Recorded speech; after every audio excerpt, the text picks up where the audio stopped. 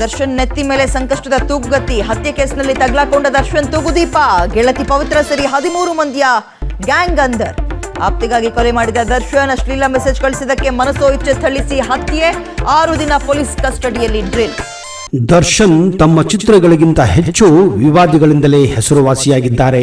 ಕೆಲವರು ಹೇಳುವ ಪ್ರಕಾರ ಇವರು ಚಾಲೆಂಜಿಂಗ್ ಸ್ಟಾರ್ ಅಲ್ಲ, ಇವರು ಕಾಂಟ್ರವರ್ಸಿಯಲ್ ಸ್ಟಾರ್ ಎಂದೇ ಬಣ್ಣಿಸುತ್ತಾರೆ. ಯಾಕೋ ಗೊತ್ತಿಲ್ಲ, ತಿಂಗಳಿಗೊಮ್ಮೆ ದರ್ಶನ್ಗೆ ಕಾಂಟ್ರವರ್ಸಿಗಳನ್ನು ಮಾಡಲಿಲ್ಲ ಅಂದ್ರೆ ಊಟ ಹೋಗುವುದಿಲ್ಲವೋ ಏನೋ. ಕೆಲವೊಮ್ಮೆ ಸಂಸಾರದಲ್ಲಿ ಕಿತ್ತಾಟ ಮಾಡಿಕೊಂಡ್ರೆ ಇನ್ನೊಮ್ಮೆ ಸ್ಟಾರ್ ನಟ ಜೊತೆ ಕಿತ್ತಾಟ. ಏನು ಇಲ್ಲ ಅಂದ್ರೆ ಅಭಿಮಾನಿಗಳ ನಡುವೆ ಕಿತ್ತಾಟ, ಹೊಡೆದಾಟ, ಬಡದಾಟ.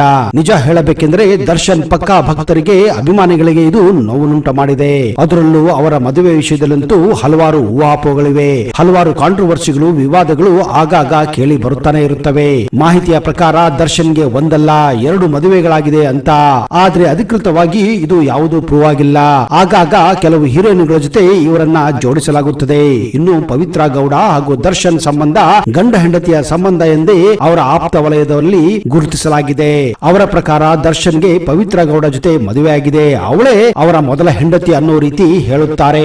ಪದೇ ಪದೇ ನಟ ದರ್ಶನ್ ಹೆಸರಿನ ಜೊತೆ ಕೇಳಿ ಬರುವ ಈ ಪವಿತ್ರ ಗೌಡ ಯಾರು? ಇವರ ಪರಿಚಯವಾಗಿದ್ದು ಹೇಗೆ?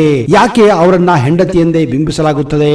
ಇಷ್ಟೆಲ್ಲಾ ಕಾಂಟ್ರವರ್ಸಿಗಳನ್ನ ಹೊಂದಿರುವ ಚಾಲೆಂಜಿಂಗ್ ಸ್ಟಾರ್ ಜೀವನ ನಿಜಕ್ಕೂ ಚಾಲೆಂಜಿಂಗ್ ಇತ್ತು. ಬನ್ನಿ, ಕೊಡಗಿನ ಪೊನ್ನಂಪೇಟೆಯಲ್ಲಿ ಹೇಮಂತ್ ಕುಮಾರ್ ಆಗಿ ಜನಿಸಿದ ಈ ಹುಡುಗ ಕರ್ನಾಟಕದ ಚಿತ್ರರಂಗದಲ್ಲಿ ಚಾಲೆಂಜಿಂಗ್ ಸ್ಟಾರ್ ಆಗಿ ಬೆಳೆದ ಆ ಚಾಲೆಂಜಿಂಗ್ ಘಟನೆಗಳನ್ನ ಹಾಗೂ ಅವರ ಕಾಂಟ್ರವರ್ಸಿಗಳನ್ನ ಇಂಚಿಂಚಾಗಿ ನಿಮಗೆ ಈಗ ಪ್ರಸ್ತುತ ಪಡಿಸ್ತಾ ಇದ್ದೀನಿ.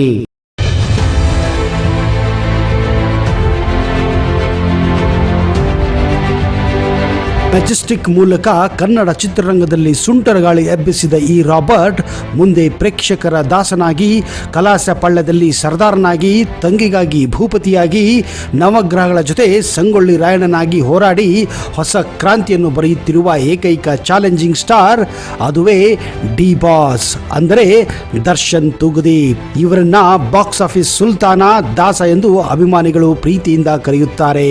ದರ್ಶನ್ ಕನ್ನಡ ಚಿತ್ರರಂಗದ ಹೆಸರಾಂತ ಪ್ರತಿಭೆ. ತೂಗುದೀಪ್ ಶ್ರೀನಿವಾಸ್ ಅವರ ಹಿರಿಯ ಪುತ್ರ. ಸುಮಾರು 2 ದಶಕಗಳ ತಮ್ಮ ಸಿನಿ ಜೀವನದಲ್ಲಿ 50ಕ್ಕೂ ಹೆಚ್ಚು ಚಿತ್ರಗಳಲ್ಲಿ ನಟಿಸಿ ಕನ್ನಡ ಸಿನಿ ಪ್ರಿಯರ ನೆಚ್ಚಿನ ನಟನಾಗಿ ಗುರುತಿಸಿಕೊಂಡಿದ್ದಾರೆ. 1977 ಫೆಬ್ರವರಿ 16 ಶಿವರಾತ್ರಿಯ ದಿನದಂದು ಮಧ್ಯಾಹ್ನ ಕೊಡಗು ಜಿಲ್ಲೆಯ ಪೊನ್ನಂಪೇಟೆಯ ರಾಮಕೃಷ್ಣ ಸೇವಾ ಆಶ್ರಮದಲ್ಲಿ ತೂಗುದೀಪ್ ಶ್ರೀನಿವಾಸ್ ಮತ್ತು ಮೀನಾ ದಂಪತಿಗಳ ಹಿರಿಯ ಪುತ್ರನಾಗಿ ದರ್ಶನ್ ಜನಿಸುತ್ತಾರೆ. ಇವರ ಜನ್ಮನಾಮ ಹೇಮಂತ್ ಕುಮಾರ್. ಬಾಲ್ಯದ ವಿದ್ಯಾಭ್ಯಾಸ ಮುಗಿಸಿದ್ದೆಲ್ಲ ಮೈಸೂರಿನಲ್ಲಿಯೇ. ಸಹೋದರಿ ದಿವ್ಯಾ ಮತ್ತು ಸೋದರ ದಿನಕರ್ ತೂಗುದೀಪ್ 2003ರಲ್ಲಿ ಧರ್ಮಸ್ಥಳದಲ್ಲಿ ಕೆಮಿಕಲ್ ಇಂಜಿನಿಯರಿಂಗ್ ವಿದ್ಯಾರ್ಥಿ ವಿಜಯಲಕ್ಷ್ಮಿಯವರನ್ನು ಕೈ ಹಿಡಿಯುತ್ತಾರೆ. ಈ ದಂಪತಿಗಳಿಗೆ ವಿನೀಶ್ ಎಂಬ ಪುತ್ರನು ಕೂಡ ಇದ್ದಾನೆ. ತಮ್ಮ ಕಲಾ ಜೀವನದ ಮೂಲಕ ಕುಟುಂಬವನ್ನು ಸೊಗಸಾಗಿ ಪೋಷಿಸುತ್ತಿದ್ದ ತೂಗುದೀಪರು ಕಿಡ್ನಿ ವೈಫಲ್ಯದಿಂದ ಹಾಸಿಗೆ ಹಿಡಿದರು. ಅವರ ಪತ್ನಿ ಮೀನಾ ಅವರು ಪತಿಯ ಚಿಕಿತ್ಸೆಗಾಗಿ ಮನೆಯೊಂದನ್ನು ಹೊರತುಪಡಿಸಿ ತಮ್ಮ ಎಲ್ಲ ಹಣವನ್ನ ಅವರ ಮೇಲೆ ಖರ್ಚು ಮಾಡುತ್ತಾರೆ. ಹೀಗೆ ಕಡೆಗೆ ದಿನನಿತ್ಯದ ಊಟಕ್ಕೂ ಕಷ್ಟಪಡುವ ಪರಿಸ್ಥಿತಿ ಬಂದು ಬಿಡುತ್ತದೆ. ಈ ಸಮಯದಲ್ಲಿ JSS ಆಸ್ಪತ್ರೆ ಆರ್ಥಿಕ ಸಹಾಯ ಮಾಡಿತ್ತು. ಮೀನಾ ಅವರೇ ಪತಿಗೆ ಕಿಡ್ನಿ ಕೂಡ ದಾನ ಮಾಡಿದ್ದರು. ಇದೇ JSS ಕಾಲೇಜಿನಲ್ಲಿ ಪಾಲಿಟೆಕ್ನಿಕ್ ಡಿಪ್ಲೊಮಾನ ಓದುತ್ತಿದ್ದ ದರ್ಶನ್ ಅವರನ್ನು ಅಭ್ಯಾಸವನ್ನು ಅರ್ಧಕ್ಕೆ ಬಿಟ್ಟು ಶಿವಮೊಗ್ಗದ ಖ್ಯಾತ ರಂಗತಂಡ ನೀನಾಸಂಗೆ ಸೇರಿ ಅಭಿನಯ ತರಬೇತಿ ಪಡೆಯಲು ನಿರ್ಧಾರ ಮಾಡುತ್ತಾರೆ.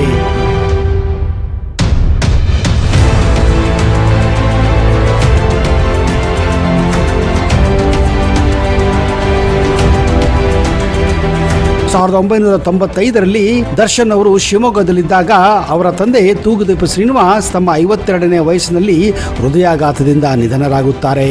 ನಂತರ ಸಂಸಾರದ ಸಾಕಾಣಿಕೆ ಅವರ ತಾಯಿ ಮೀನಾ ಅವರ ಹೆಗಲ ಮೇಲೆ ಬೀಳುತ್ತದೆ. ಮೀನಾ ಅವರು ಕೆಲ ಕಾಲ ಊಟದ ಮೆಸ್ಸನ್ನು ನಡೆಸುತ್ತಾರೆ. ದರ್ಶನ್ ಅವರು ಒಂದು ಹಸು ಸಾಕಿ ಹಾಲನ್ನು ಕೂಡ ಮಾರುತ್ತಿದ್ದರು. ಅದೇ ಮೆಸ್ಸಲ್ಲಿ ಎಷ್ಟೋ ಜನ ವೇಟರ್ ಆಗಿ, ಕ್ಲೀನರ್ ಆಗಿ ದರ್ಶನ್ ಕೂಡ ಕೆಲಸ ಮಾಡಿದ್ದಾರೆ. ದರ್ಶನ್ ಚಿತ್ರರಂಗಕ್ಕೆ ಹೋಗುವುದು ತೂಗುದೀಪರಿಗೆ ಸುತಾರಾಮ್ ಇಷ್ಟವಿರಲಿಲ್ಲ. ಆದರೂ ಹಠ ಮಾಡಿ ತಾಯಿಯ ಪ್ರೋತ್ಸಾಹದಿಂದ ನೀನಾಸಂ ಸೇರುತ್ತಾರೆ. ಇಲ್ಲಿ ಅವರ ಮೊದಲ ರಂಗ ಪ್ರವೇಶಕ್ಕೆ ಅಲಂಕಾರ ಮಾಡಿದ್ದವರು ಮಂಡ್ಯ ರಮೇಶ್. ಇದಕ್ಕೂ ಮೊದಲು ಮೈಸೂರಿನ ಜಗಮೋಹನ್ ಪ್ಯಾಲೇಸ್ ನಲ್ಲಿ 4-5 ಸಾರಿ ಮಾಡೆಲಿಂಗ್ ಕೂಡ ಮಾಡಿದ್ದರು. ನೀನಾಸಂ ನಂತರ ಅಭಿನಯದ ಅವಕಾಶವನ್ನು ಅರಸಿ ಬೆಂಗಳೂರಿಗೆ ಬಂದ ದರ್ಶನ್ಗೆ ನಿರಾಶೆ ಕಾದಿತ್ತು. ಕೊನೆಗೆ ಊಟಕ್ಕೆ ಗತಿ ಇಲ್ಲದೆ ಕೊನೆಗೆ ಲೈಟ್ ಬಾಯ್ ಆಗಿ ಸಿನಿ ಇಂಡಸ್ಟ್ರಿಯಲ್ಲಿ ಪ್ರಯಾಣ ಆರಂಭಿಸಿದರು. ಹಲವು ಅಪಮಾನಗಳನ್ನು ಎದುರಿಸಿ ಮುಂದುವರೆದ ಇವರಿಗೆ ಅಣಜಿ ನಾಗರಾಜ್ ಅವರ ಪರಿಚಯವಾಗುತ್ತದೆ. ಅಣಜಿ ನಾಗರಾಜ್ ಖ್ಯಾತ ಸಿನಿಮಾಟೋಗ್ರಾಫರ್ BC ಗೌರಿಶಂಕರ್ ಅಂದರೆ ನಟಿ ರಕ್ಷಿತಾ ಪ್ರೇಮ್ ಅವರ ತಂದೆ ಸಹಾಯಕರಾಗಿದ್ದರು. ದರ್ಶನ್ ಕೂಡ ಗೌರಿಶಂಕರ್ ಅವರ ಸಹಾಯಕರಾಗಿ ಅಸಿಸ್ಟೆಂಟ್ ಕ್ಯಾಮರಾಮನ್ ಆಗಿ ಕೂಡ ಕೆಲಸ ಮಾಡುತ್ತಾರೆ.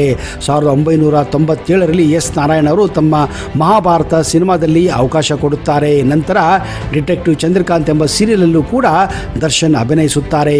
ಆದರೆ ದರ್ಶನ್ ಅವರು ಹೆಚ್ಚಾಗಿ ಗುರುತಿಸಿಕೊಂಡಿದ್ದು ಎಸ್ ನಾರಾಯಣ್ ಅವರ ಅಂಬಿಕಾ ಧಾರಾವಾಹಿಯಲ್ಲಿ ನಟಿಸಿದ ಮೇಲೆ. ಹಾಗೆ ಕಾರ್ಟೂನ್ ಚಿತ್ರಗಳಿಗೂ ಕೂಡ ದರ್ಶನ್ ಧ್ವನಿ ನೀಡಿ ಡಬ್ಬಿಂಗ್ ಆರ್ಟಿಸ್ಟ್ ಆಗಿ ಕೆಲಸ ಮಾಡಿದ್ದಾರೆ.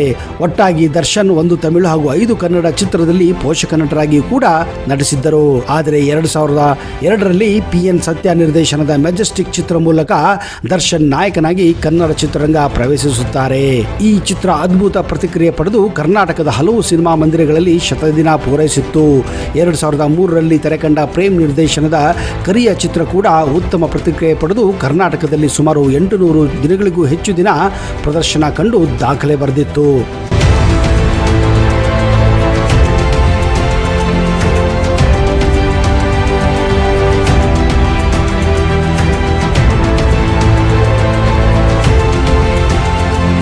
ಎರಡು 2012ರಲ್ಲಿ ಐತಿಹಾಸಿಕ ಚಿತ್ರ ಕ್ರಾಂತಿವೀರ ಸಂಗೊಳ್ಳಿ ರಾಯಣ್ಣ ಚಿತ್ರದಲ್ಲಿ ರಾಯಣ್ಣನಾಗಿ ದರ್ಶನ್ ಅರ್ಭಟಿಸಿದ್ದರು. ಈ ಚಿತ್ರಕ್ಕೆ ಉತ್ತಮ ನಾಯಕ ಫಿಲ್ಮ್ಫೇರ್ ಪ್ರಶಸ್ತಿ ಮತ್ತು ಕರ್ನಾಟಕ ರಾಜ್ಯ ಪ್ರಶಸ್ತಿ ಕೂಡ ದರ್ಶನ್ ಪಾಲಾಗಿತ್ತು.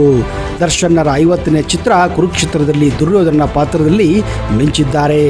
ದರ್ಶನ್ ಈಗ ಹಲವಾರು ಫಾರ್ಮ್ ಹೌಸ್ ಜೊತೆಗೆ ಮೈಸೂರಿನಲ್ಲಿ ಒಂದು ಮನೆ, ಬೆಂಗಳೂರಿನ ರಾಜರಾಜೇಶ್ವರಿ ನಗರದಲ್ಲಿ ಕೂಡ ಭವ್ಯ ಮನೆಯನ್ನು ಕಟ್ಟಿಸಿದ್ದಾರೆ. ಈ ಮನೆ ನೋಡಲೆಂದು ಹಾಗೂ ದರ್ಶನ್ ಭೇಟಿ ಮಾಡಲೆಂದು ಹಲವಾರು ಡಿ ಬಾಸ್ ಅಭಿಮಾನಿಗಳು ಈ ಮನೆಗೆ ಭೇಟಿ ಕೊಡುತ್ತಾರೆ. ನಾನು ಇನ್ನೊಂದು ಅವರ ಅಭಿಮಾನಿಗಳು ಫ್ಯಾನ್ಗಳಿಗೆ ಹೇಳ್ತೀನಿ, ಈಗ ಡಾಕ್ಟರ್ ರಾಜ್ಕುಮಾರ್ ಅವರಿಂದ ಇವತ್ತಿನ ಸಣ್ಣ ನಟರಿವರೆಗೂ ಫ್ಯಾನ್ಗಳು ಬರ್ತಾನೆ ಇದ್ದಾರೆ. ಈಗ ನಾನು ಒಬ್ಬ ಕಲಾವಿದ. ಅಭಿಮಾನಿಗಳು ಅತಿರೇಕ ಹುಚ್ಚರು ಮೆಂಟ್ಲ್ಗಳ ಥರ ಆಡಬಾರ್ದು. ಎಲ್ಲರಿಗೂ ಒಂದು ಲಿಮಿಟೇಷನ್ ಇರುತ್ತೆ. ಅವನು ಒಬ್ಬ ಸಾಮಾನ್ಯ ಮನುಷ್ಯನೇ, ಕಲಾವಿದ ಸ್ಕ್ರೀನ್ ಮೇಲೆ ಅಷ್ಟೇ. ಸ್ಕ್ರೀನಿಂದ ಆಚೆ ಬಂದ್ಮೇಲೆ ಒಬ್ಬ ಕಾಮನ್ ಮ್ಯಾನು, ಅವನು ತಪ್ಪು ಮಾಡಲ್ವಾ? ಪದೇ ಪದೇ ನಟ ದರ್ಶನ್ ಹೆಸರಿನ ಜೊತೆ ಕೇಳ್ಬರುವ ಪವಿತ್ರ ಗೌಡ ಯಾರು? ಇವರಿಬ್ಬರ ಪರಿಚಯವಾಗಿದ್ದು ಹೇಗೆ? ಮೂಲತಃ ಬೆಂಗಳೂರಿನ JP ನಗರದವರಾದಂತಹ ಪವಿತ್ರ ಗೌಡ ನಟಿ ಹಾಗೂ ಮಾಡೆಲ್. ಬಿಷಪ್ ಕಾಟನ್ ಕಾಲೇಜಿನಲ್ಲಿ BSc ಪದವಿ ಮುಗಿಸಿರುವ ಇವರು ಪದವಿ ಮುಗಿಯುತ್ತಿದ್ದಂತೆ ಮಾಡೆಲ್ ಜಗತ್ತಿಗೆ ಎಂಟ್ರಿ ಕೊಟ್ಟಿದ್ದಾರೆ. ಮಾಡೆಲ್ ಲೋಕದಲ್ಲಿ ಮಿಸ್ ಬೆಂಗಳೂರಾಗಿಯೂ ಹೊರಹೊಮ್ಮಿದ್ದಾರೆ. ನಂತರ ನಿರ್ದೇಶಕ ಉಮೇಶ್ ಗೌಡ ನಿರ್ದೇಶನದ ಅಗಮ್ಯ ಸಿನಿಮಾ ಮೂಲಕ ಸ್ಯಾಂಡಲ್ವುಡ್ಗೆ ಕಾಲಿಟ್ಟಿದ್ದಾರೆ. ಇದಾದ ಬಳಿಕ ಅವರು ಕಾಲಿವುಡ್ ನತ್ರ ಮುಖ ಮಾಡಿದ್ದರು. ನಂತರ ಕೋತಿಗಳು ಸಾರ್ ಕೋತಿಗಳು, ಸಾಗುವ ದಾರಿ, ಪ್ರೀತಿ ಕಿತಾಬು ಸೇರಿದಂತೆ ಕೆಲವು ಸಿನಿಮಾಗಳಲ್ಲಿ ನಟಿಸಿದ್ದಾರೆ. ಆದರೆ ಈ ಸಿನಿಮಾಗಳು ಅವರಿಗೆ ಅಷ್ಟೊಂದು ಹೆಸರು ಹಾಗೂ ಯಶಸ್ಸನ್ನು ತಂದುಕೊಟ್ಟಿಲ್ಲ. ಆದರೆ ಕೆಲ ತಿಂಗಳ ಹಿಂದಷ್ಟೇ ದರ್ಶನ್ ಜೊತೆಗಿನ ಆತ್ಮೀಯ ಫೋಟೋಗಳನ್ನ ಹಂಚಿಕೊಂಡಿದ್ದ ಪವಿತ್ರ ನಮ್ಮದು ದಶಕದ ಸಂಬಂಧ ಅಂತ ಬರೆದುಕೊಂಡು ಬಿಟ್ಟಿದ್ದರು. ಹಾಗಾದ್ರೆ ಆ ಸಂಬಂಧದಲ್ಲಿರುವಂತಹ ಆ ನಿಗೂಢತೆ ಎಲ್ಲರನ್ನು ಕಾಡಿತ್ತು. ಸಿನಿಮಾ ಕಾರ್ಯಕ್ರಮವೊಂದರಲ್ಲಿ ಕಾಮನ್ ಫ್ರೆಂಡ್ ಒಬ್ಬರಿಂದ ದರ್ಶನ್ ಹಾಗೂ ಪವಿತ್ರ ಪರಿಚಯವಾಗಿತ್ತಂತೆ. ಪವಿತ್ರ ಗೌಡಗೆ ಜಗ್ಗುದದ ಸಿನಿಮಾ ಆಡಿಷನ್ ಕೊಡಲು ಹೋಗಿದ್ದ ವೇಳೆ ದರ್ಶನ್ ಪರಿಚಯವಾಗಿದ್ದು, ಅಂದಿನಿಂದ ಪವಿತ್ರ ಗೌಡ ದರ್ಶನ್ ಜೊತೆ ರಿಲೇಶನ್ಶಿಪ್ ನಲ್ಲಿದ್ದಾರೆ ಎಂದು ಹೇಳಲಾಗುತ್ತಿದೆ. ದರ್ಶನ್ ಪರಿಚಯವಾದ ನಂತರ ಪತಿ ಸಂಜಯ್ನಿಂದ ಪವಿತ್ರ ದೂರವಾಗಿದ್ದಾಳೆ ಎನ್ನುವ ಕೂಡ ಮಾತಿದೆ. ಆಗಾಗ ದರ್ಶನ್ ಸಿನಿಮಾಗಳ ಶೂಟಿಂಗ್ ಸೆಟ್ ನಲ್ಲೂ ಪವಿತ್ರ ಕಾಣಿಸಿಕೊಂಡಿದ್ದಾರೆ. ಮೈಸೂರಿನ ಹೋಟೆಲ್ ಗಲಾಟೆ ವಿಚಾರದಲ್ಲೂ ಇವರ ಹೆಸರು ಕೇಳಿಬರುತ್ತಿತ್ತು. ಇನ್ನು ಕೆಲವರು ಹೇಳುವ ಪ್ರಕಾರ ಇವರಿಬ್ಬರು ಆಗಾಗ ಕೆಲವೊಂದು ಹೋಟೆಲ್ಗಳಲ್ಲಿ ಕೂಡ ಕಂಡು ಬಂದಿದ್ದಾರೆ ಎನ್ನುವ ಮಾಹಿತಿ ಇದೆ. ಆದ್ರೆ ಇವೆಲ್ಲ ಊಹಾಪೋಹಗಳು ಅಷ್ಟೇ. ಯಾವುದು ಸರಿ ಯಾವುದು ಸುಳ್ಳು ಅನ್ನುವುದು ದರ್ಶನ್ಗೆ ಗೊತ್ತು, ಪವಿತ್ರಗೆ ಗೊತ್ತು. ಆದ್ರೆ ಒಂದು ಮಾತ್ರ ನಿಜ ಸ್ನೇಹಿತರೆ, ಆಗಾಗ ಕಾಂಟ್ರವರ್ಸಿಗಳಲ್ಲಿ ವಿವಾದಗಳಲ್ಲಿ ಸಿಲುಕಿ ಹಾಕಿಕೊಳ್ಳುವುದು ದರ್ಶನ್ಗೆ ಕಾಮನ್ ಆಗಿ ಹೋಗಿದೆ. ಏನೇ ಇರಲಿ ಹೇಗೆ ಇರಲಿ, ಈ ಹೃದಯವಂತ ದರ್ಶನ್ಗೆ ಒಳ್ಳೆಯದಾಗಲಿ, ಅವರ ಭವಿಷ್ಯ ಭವ್ಯವಾಗಲಿ ಎಂದು ನಾವು ಕೂಡ ಆಶಿಸುತ್ತೇವೆ.